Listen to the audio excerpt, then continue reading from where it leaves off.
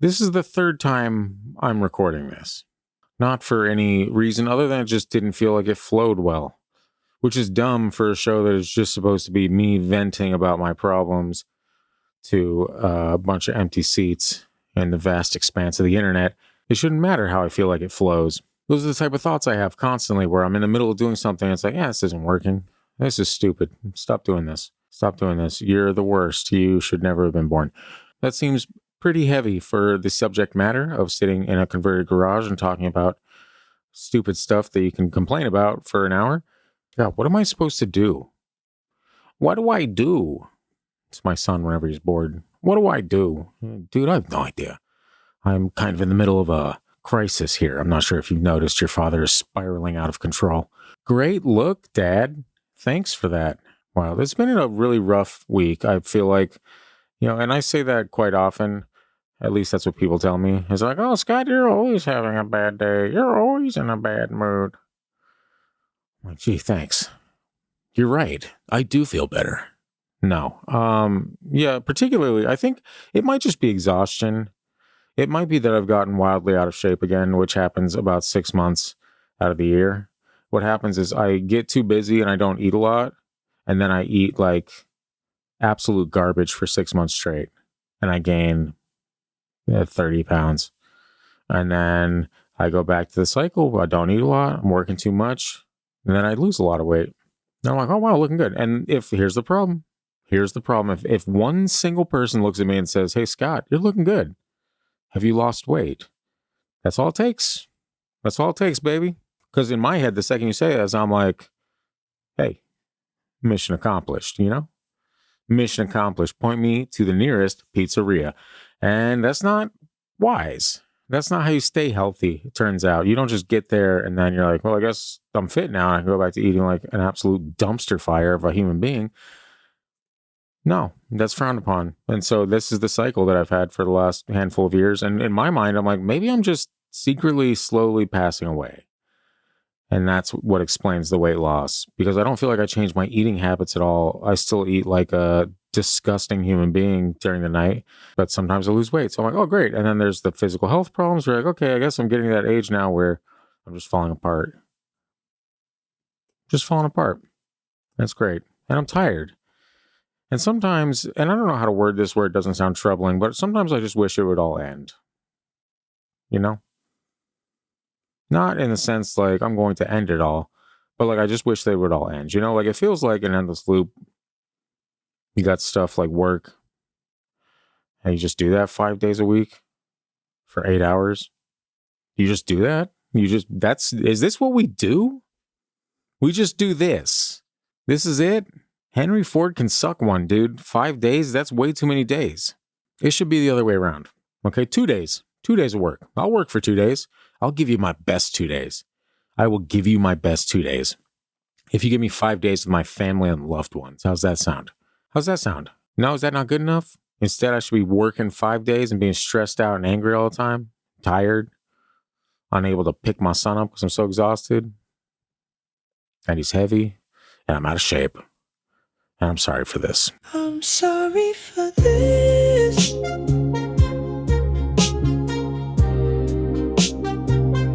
I'm sorry for this.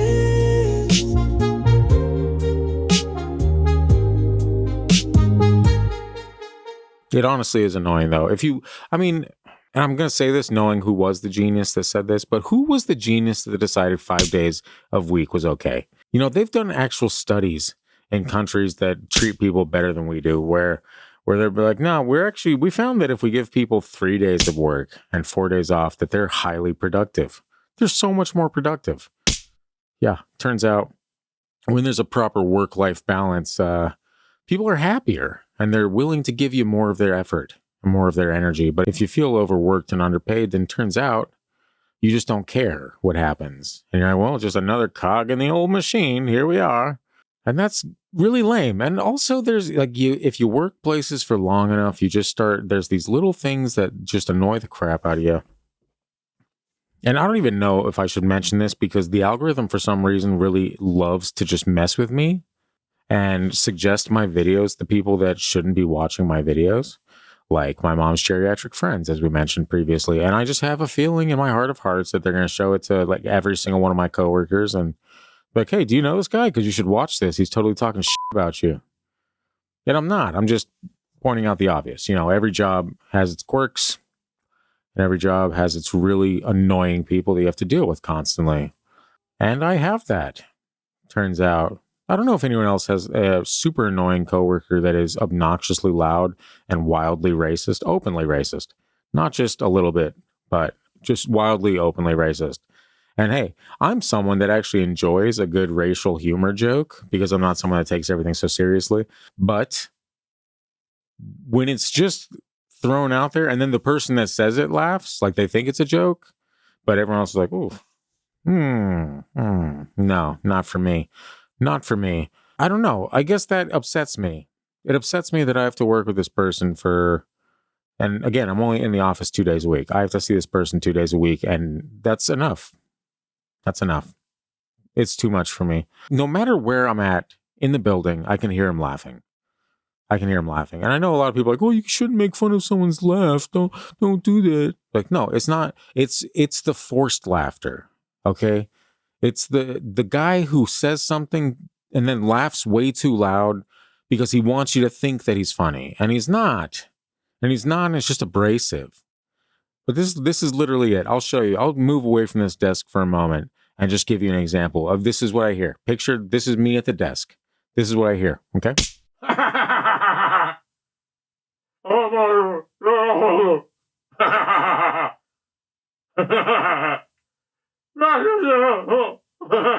I got a spider web on my face while I stepped away, and it was not worth it. But I think I did kind of illustrate the point.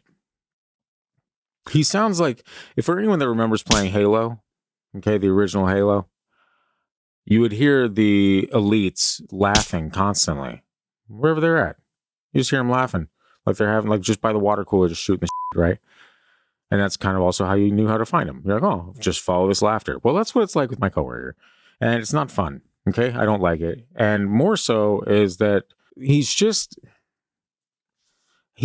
angry and someone that laughs all the time shouldn't be angry all the time, you know? Does that make sense? Like, pick an emotion. What are you? You know? He'll constantly be telling me about files that he's trying to work with, and he's like, oh, someone set this up wrong. I can't believe they set this up as this and not as this. They didn't put a cut line around this. I can't believe this. And I'm agreeing with him. I'm like, yeah, dude, that is absolutely wild. Full well knowing that he's talking about me. Then he doesn't even know that it's me. I'm the guy that set it up wrong for you. But here's the thing. I didn't set it up wrong. You just want things your way constantly all the time. And you're obnoxious to anyone who doesn't agree to give it to you. And that is not a good coworker. Okay? I'm tired of that. And I'm also tired of, I don't know when this started, but for whatever reason, every time I use the restroom, you know, there's really only 2 bathrooms and they're both single stalls. Every single time without fail that I go into that bathroom, there's a pube on the toilet seat. There's a pube or mustache hair. I can't imagine it's mustache hair, but it's there every single time. And I think, does nobody ever notice this? Do you not notice when you leaving your pubes everywhere? Are you not aware? Does nobody look at the toilet when they stand up? What is it? I just don't understand why every single time without fail, I absolutely find a pube. And then I have to deal with your genital hair, okay? I don't get paid enough for that. Okay? I don't get paid enough for that. This just doesn't feel good. This doesn't feel right. Like me being here right now feels forced. And I don't know why I'm here. And I don't want to do this. But I'm sitting here talking about pubes on a toilet seat at work that I see every single day that I'm there without fail. For no reason whatsoever. I'm telling you about my racist coworker for absolutely no reason outside of the fact that I can't stand him. And the unfortunate thing is I can't stand him because I'm pretty sure that he reminds me of myself. And that's weird, not in like a Fight Club kind of way where we're the exact same person. Obviously there's differences there, but I know that when I see his anger and the way that he reacts to certain things. And I like to think, oh, well, at least I'm not like that. But the truth is, I am exactly like that. And it's annoying. And that's what it is. When I meet people that remind me of myself, I hate them. What does that say? What does that say about me? Huh? That I hate myself? Because if you ask my old therapist, that's what he would say. And that was interesting to hear. I was like, that's weird, because I always thought that I loved myself. I thought I was the best.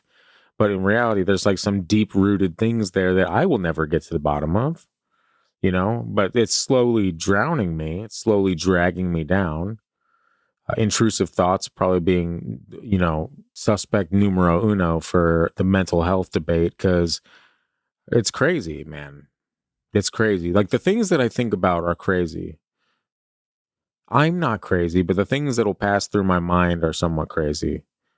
And I always thought Bill Burr had a great bit about it when he was talking about just thinking of driving off that bridge. There's a joke he has where he's driving and he's like, if I just tilt my hand this much, chaos, pretty much, like, to sum it up. And that's me, dude. That's me. I feel like I'm a normal person, maybe a little on the negative side. And I've actually been watching a ton of stuff recently, trying to sort through that and just trying to figure it out a little bit for myself to see, hey, maybe I can fix it. Maybe it's not too late. Maybe my son doesn't have to grow up having a dad that just snaps at everything half the time and is joking around the other half. It doesn't seem fair. It doesn't seem fair to a child. And he's at the age now where I can see it in his face when he knows that it's getting close, and that's sad. And I don't want to think about this stuff. And that's why I do this, I guess. I do this to get it out, because if I don't get it out in some way and tell myself, oh, haha, it's just a video project. You like to edit videos. You like to do this. You like podcasts. You like producing things. If I didn't do that, then I would never get it off my chest and it would just eat me alive. And then I would turn out to be someone that absolutely destroys my family and destroys my son and his self-confidence and all that. And that's just not cool. And it's not cool to do that off just hair trigger emotions that spawn out of nowhere as intrusive thoughts, I'm trying to think of an example. Motorcycles are one for sure. But probably more so is the fact that, sorry, I have to keep watching this to make sure that my mom's plane doesn't magically arrive and I'm an hour away from the airport. Mainly in the summer, I guess you could say, intrusive thoughts with people won't be too familiar with these, but little float planes are like Super Cubs and stuff like that, that just a little, rinky dink, one propeller, those are very common out here, especially in the summer. And whenever I hear those, I'm just annoyed by the sound, because it's never like it's just the one time. No, they like circle the neighborhood. They're like flying all over. And so you got to hear this sound constantly. And it annoys me. It annoys me so much so that I'm always like, wow, I really wish they would just drop. You know what I mean? And that's, saying that out loud is morbid. Saying that out loud is morbid. It's crazy. It's crazy because I try to follow that up. If it's in my head or whatever and I'm just thinking it, it's fine. I'm like, oh, we just wish this dude would die. Just fall into the lake already. It's messed up. And you shouldn't say that about anyone, but I say that about a lot of things. And it's weird. It's weird. I wish I could figure out what the purpose of it, or when I guess when it started, because it's really embarrassing to say out loud. Especially people that may know you, but they don't really know you. You know what I mean? Like old friends and stuff that you'd hang out with. And then they stumble across a video of you saying some weird shit like this. And they're like, oh my God, wow, I didn't realize that Scott was a psychopath. It's just, I don't know. I guess it's strange that the thought process in my head is you annoyed me for 30 seconds, so you should die. That's it. I would love for someone to make sense of that and be like, yeah, it's totally justifiable, Scott. They flew over your house a couple times. They should die. Why wouldn't they? Anyone that annoys you for more than 8 seconds should die. Because you're the most important person in the world, obviously. And you're the only person that matters. So, now we've got that established. Yeah, it just sounds like I don't even feel good saying this. you know?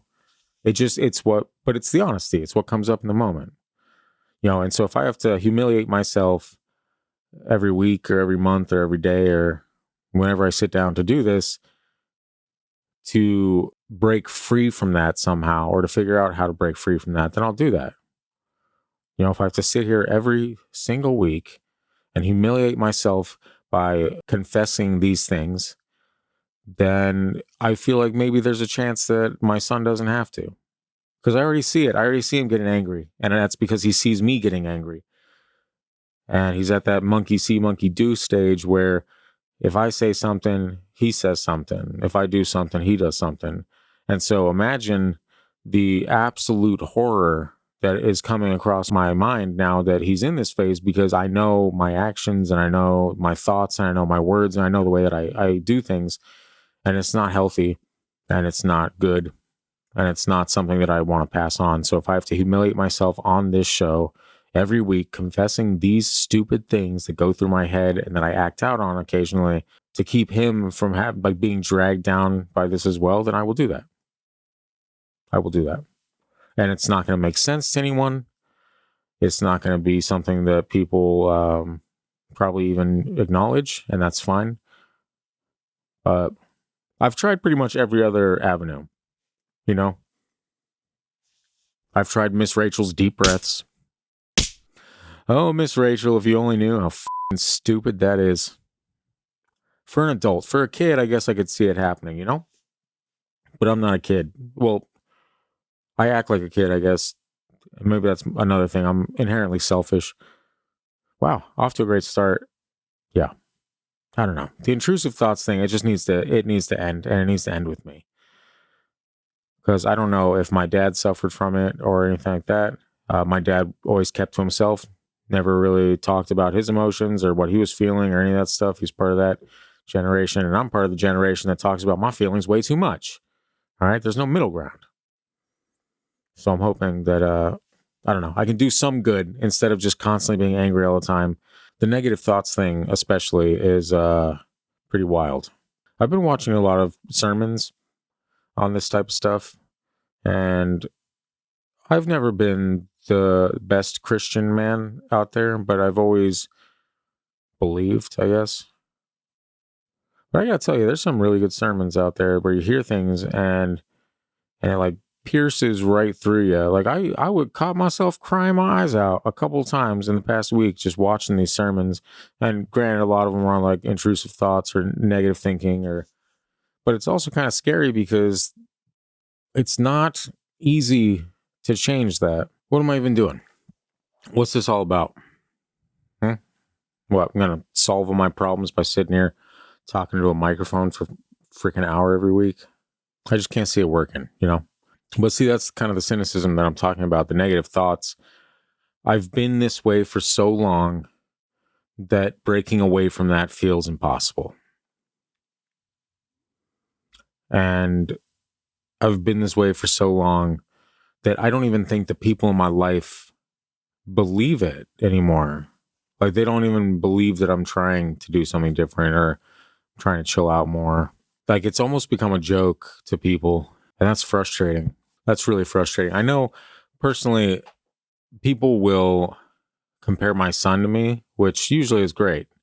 I want that comparison. But if they see him having a tantrum or yelling or something like that, be like, you got that from your dad. Like, what the dude? Oh, is your dad rubbing off on you? It's not a joke. It's not a joke to me. It may be silly, like in the grand scheme of things, like, oh, well, obviously they're just cracking jokes. But I believe in the power of words. And I believe that saying that type of stuff, when you hear it enough about yourself, you take it on. And it's not that I just believe it. It's that I've actually lived it. I've lived it, in ways that no kid should ever have to live it. Stuff that has stuck with me for years. I've forgotten 90% of the great things that have happened in my life, but I could pull out on any given day 3 are probably the most traumatic. And not even traumatic in like your life was in danger or anything like that, but just something that hit home and it got buried like a seed in your chest and it sprouted into something nasty. And I realize this isn't a comedy podcast at the moment. I realize that I'm getting maybe a little bit too real. I guess we're going introspective, I guess we're going to do it. And then maybe next week, get back to the funny ha-has. Maybe funny stuff happens to me next week and I'm just goofy. I don't know. It's a vibe. But what I can say is I've struggled, especially, I guess, with my weight probably my entire life. I have, the last probably 5 to 10 years, it's been a lot easier where like 5 years ago was not easy. And there's photographic proof. So let's not even touch on that. But I guess in adulthood, I should say it's been easier because, you're more active, don't get to eat as much. You got a job, bills, responsibilities. Now I got a kid. I'm lugging around constantly. But as a kid, I was always chunky. And then, especially when I got pulled out of regular school at like 6th grade, I went on to homeschool from 6th grade to graduation, which is not great if you're a popular kid. But turned out for me, I feel like it was the best move. Looking back on it now, I feel like it was the best move. And everyone's always like, oh, you're a homeschool. So what? You're stupid? Like, yeah, sure, buddy. But that's beside the point. Getting back to the weight thing, I need to stay on track. It's really hard for me to stay on track. I have ADHD, figured it out. It's fine. But no, there was a moment on a playground, I remember, where I was kind of opening up to a fellow quote unquote friend. I don't think I ever even thought he was a friend. I guess I was just talking to someone that was a kid of my mom's friend when she was hanging out with my mom. So we were around the same age. We would hang out while our parents hung out. And by parents, I mean mothers. And there was this time I think on the swing set where I was just kind of saying, like, talking about getting pulled out of school and stuff and, struggling with getting chunky because I don't really have PE or anything like that. And his response was, but you're Scott.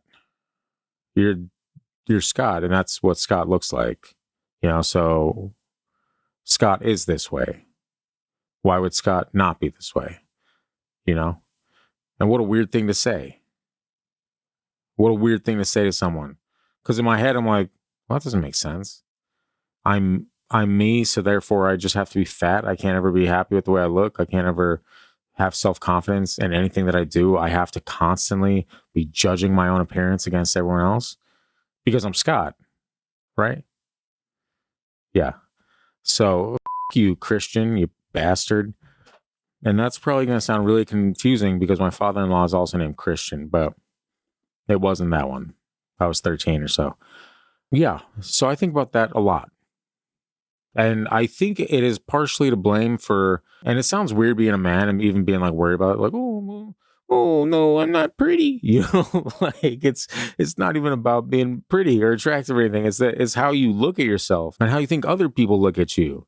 And what that does to your headspace, man. Like if you think that everyone is viewing you as some fat bastard, you're never going to love yourself the way that you should. And it happened. I'm 35 now. I still think about that. That happened over 20 years ago. I'm sure of it. I still think about it. And it still affects me. And it shouldn't because it's not true. Number one, I'm a 35-year-old man focusing on something that a 13-year-old said to me. And I'm thinking of it as gospel. Like in my head, I'm like, well, remember what Christian said when we were 13?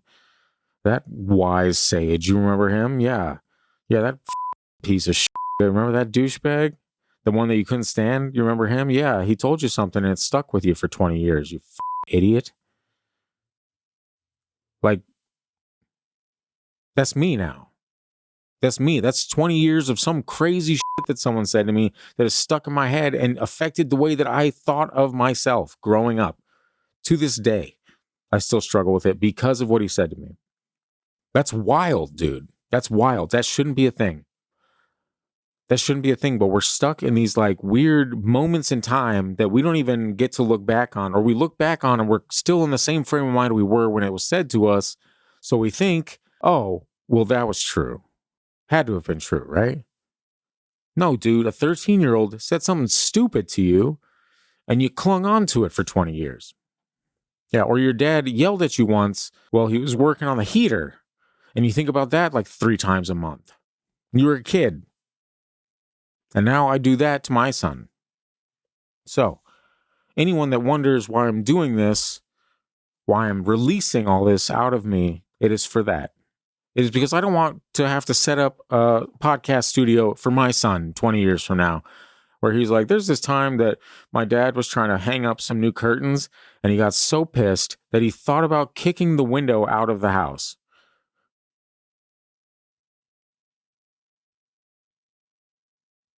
Yeah. Yeah. And unfortunately, that's one of the tamer ones, you know? Like I just go from 0 to 1,000,000. It's not even like a gradual build. And so I need to get better. And that's why I've been watching sermons on negative thoughts and how to have control of those emotions, control of those things that you think they feel so impossible. You're like, this is who I am. This is me. This is me. This is the way I've been for so long. How can I change? Can you imagine the faces of the people that see me if I suddenly turned into some, can you imagine me?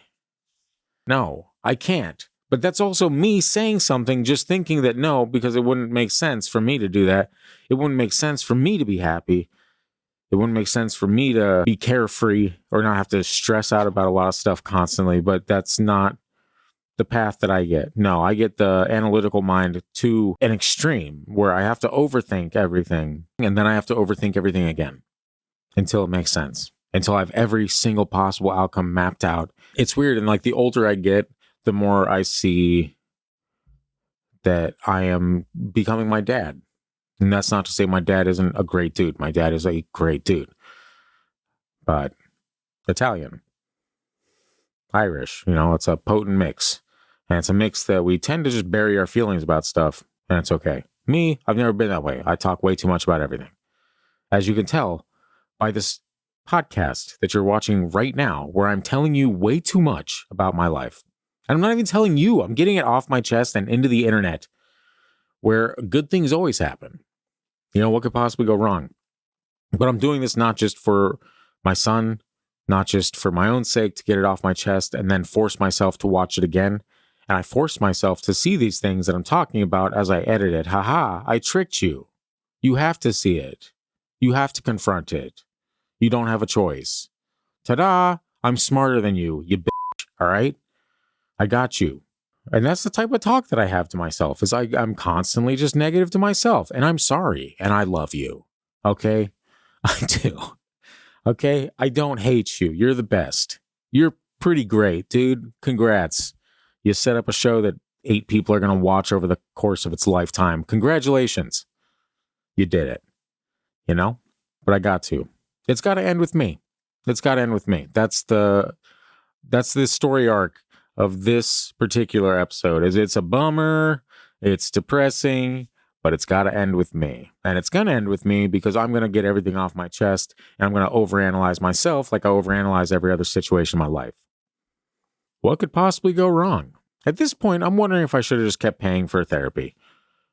Therapy is expensive. This episode is brought to you by...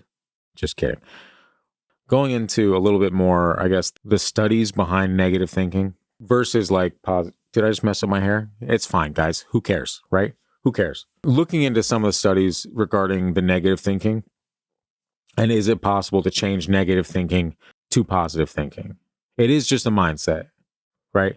I said I've been watching a lot of sermons. I found some very great preachers that have covered these topics and covered stories from the Bible and all this stuff that usually you hear and you're like, whatever, that's hogwash. But when you hear it presented in a way that literally kind of opens your eyes to things, it's hard to ignore.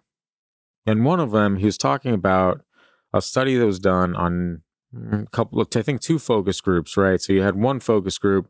They said, we have a new medical procedure with a 70% success rate. Do you think that is a good medical procedure? And everyone in the group was like, hell yeah. Hell yeah. Great medical procedure. 70%? Hell yeah. They took it over to the other group of people. They said, we have a new medical procedure and there's a 30% failure rate. Do you think that's a good procedure? And most people were like, no, that is not a good procedure. Then they decided, well, let's switch the perspective a little bit. So they took it back to the first group and they're like, Okay, what if we had told you that there is a 30% failure rate on this procedure? Would you still think it's a good procedure? They said no. Took it back over to the second group and they're like, okay, what if we switched it around? We said there's a 70% success rate on this procedure. Do you think it's a good procedure now? And they said no. So what happened, just to sum this up briefly, I don't want to stay on this for too long. What happened is that the people that originally thought it was good flipped when they heard the 30%. And the people that originally heard the 30% did not flip when they heard the 70%. So that means that it's easier to go from positive to negative than it is to go from negative to positive. And now add that onto the fact that I've been like this for decades. It feels like at least 2 decades, 20 years, apparently. Not great. And sure, there was things that pushed it further. It wasn't just like 20 straight years, like I was 15 and I was just like, it's all going to hell. But the emo phase honestly didn't help. The emo phase definitely didn't help. Because when you're emo, and anyone that was emo back in the day knows this, everything was just doom and gloom. There was no hope whatsoever. And then we'd go home and we'd eat macaroni and cheese with our families. There was no hope. It was pretty gloomy. Okay. And then we go home to our bedrooms that were painted orange and blue. There was absolutely no hope. Everything was bleak. The world was ending. And then we get a goodnight kiss from our mommies. So, yeah, it was an interesting phase, but that's beside the point, I guess. What I'm saying is in adulthood, it's a lot easier to get negative, and it's a lot harder to look at things from a positive light. And I'm really desperately trying to change that. I'm trying to be better. And being better is hard. And being better sucks sometimes, and it feels cringy, and it feels disgusting. And it feels like you just don't even want to do it. I don't even want to sit here and have this conversation with myself. I have to keep stopping like every 30 seconds to a minute because I have cotton mouth like a mother. I've drank an entire iced tea. I've drank an entire bottle of water. And every 10 seconds, I'm turning into SpongeBob when he enters Sandy's dome. If you know, you know. I'm sorry this episode has been really gloomy. Oopsie. I meant to come out swinging with the ha-has, and then I got into this weird, like, dark loop. And it doesn't matter. It's not like anyone's watching this crap anyway, except for my mom's old friends. Hey, you like that? My mom's old friends, huh? Yeah, hit you with some heavy shit this time, didn't I? Yeah. I found out the other day, so off topic. This isn't as depressing, sorry. I found out the other day that I might be left-handed? No, right-handed? I might shoot left-handed. I don't know. How do I word that? I'm both, technically. I throw a ball with my right hand. I shoot right-handed when I play hockey. Swing a bat.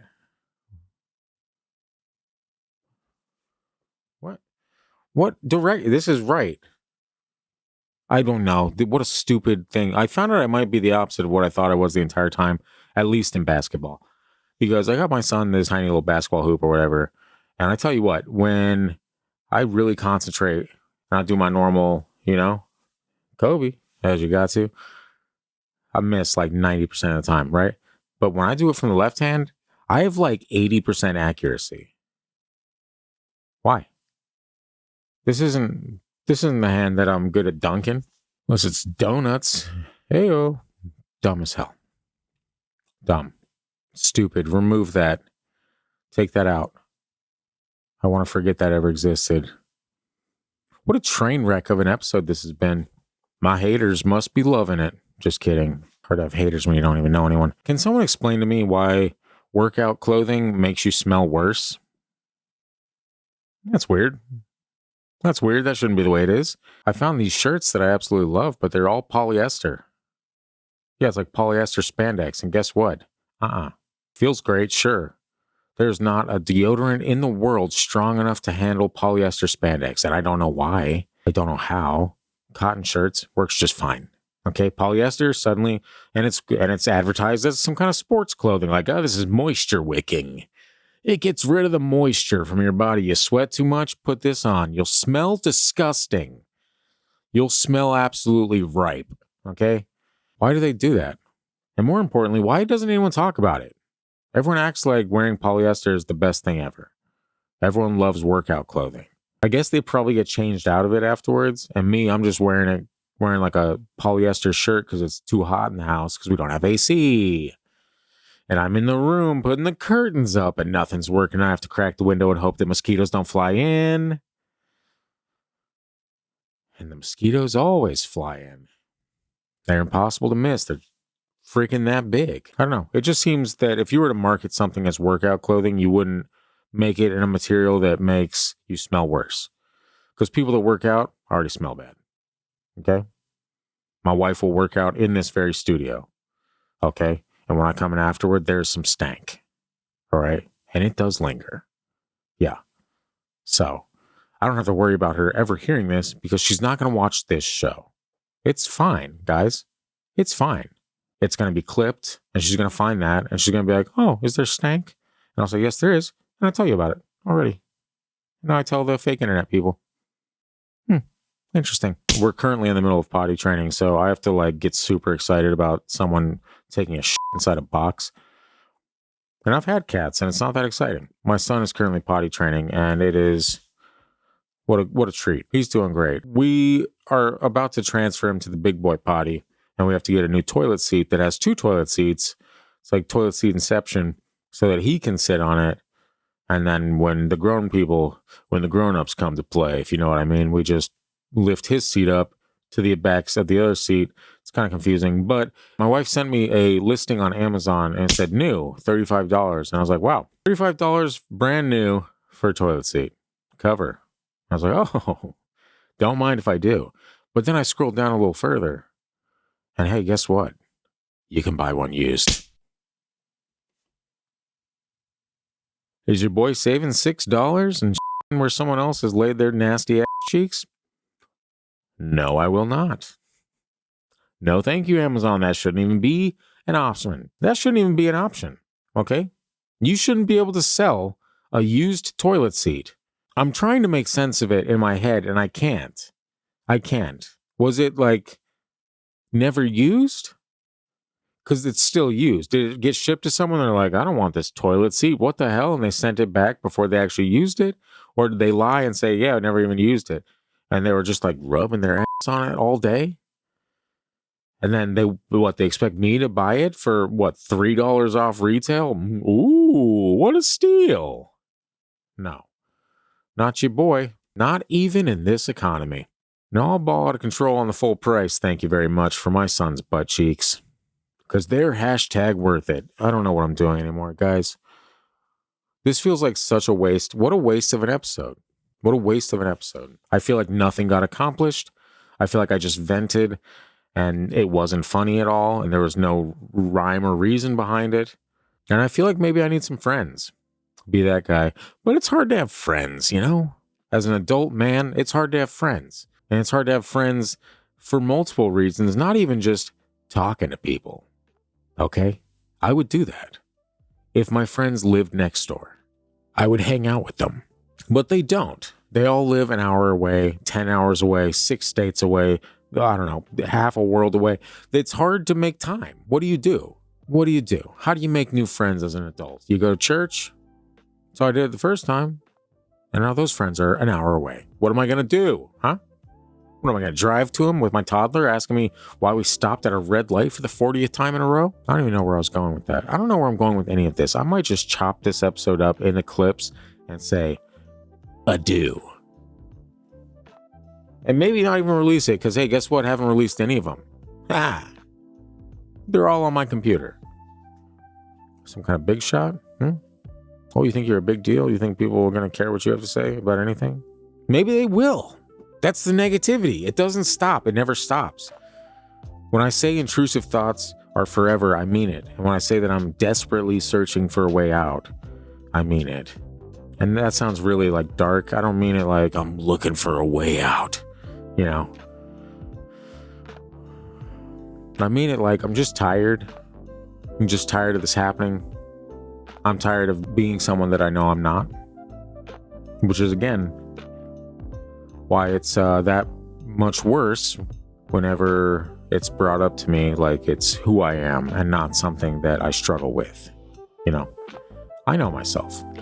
And I know it's not me. I guess that's it.